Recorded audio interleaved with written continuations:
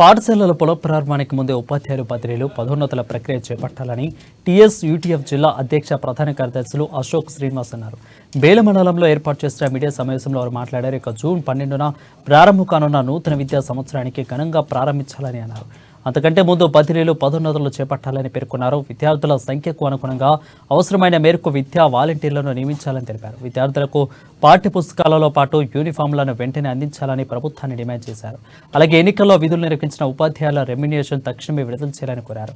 ఎన్నికల విధులు నిర్వహిస్తున్న ఉపాధ్యాయులపైన కూడా నారాయణఖేడ్ ఆర్టీఓ పోలీసులతో లాఠీచార్జీ చేయించారని, అతనిపై కూడా కఠిన చర్యలు తీసుకోవాలని డిమాండ్ చేశారు.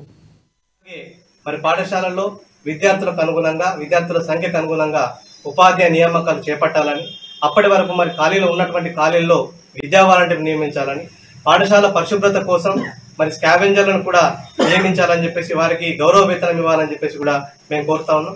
అదేవిధంగా మరి ఇప్పుడు ఎలక్షన్ సంబంధించినటువంటి తెలంగాణ రాష్ట్రంలో ఎన్నికలు పూర్తయిన సందర్భంలో ఈ విద్యా సంవత్సరం పైన మరి పూర్తిగా దృష్టి పెట్టాలని చెప్పేసి మేము ప్రభుత్వాన్ని కోరుతా ఉన్నాం.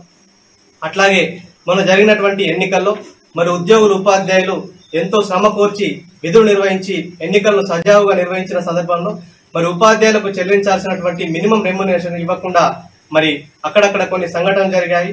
అదేవిధంగా మరి వారు పనిచేసినటువంటి సమయానికి గవర్నమెంట్ ఇచ్చినటువంటి నిబంధనల ప్రకారం వారికి రెమ్యునరేషన్ కూడా చెల్లించాలని చెప్పేసి మేము డిమాండ్ చేస్తాను.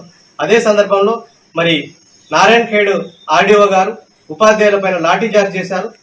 మరి ఈ సందర్భంగా వారిపైన కూడా ఉపాధ్యాయులపైన లాఠీచార్జ్ చేసినటువంటి నారాయణఖేడ్ ఆర్డీఓపై వెంటనే చర్యలు తీసుకోవాలని చెప్పేసి కూడా మేము డిమాండ్ చేస్తా ఉన్నాం. అట్లాగే విద్యా సంవత్సరం ప్రారంభం నాటికే పుస్తకాలు పూర్తి స్థాయిలో విద్యార్థులందరికీ అందే విధంగా ప్రయత్నం చేయాలి.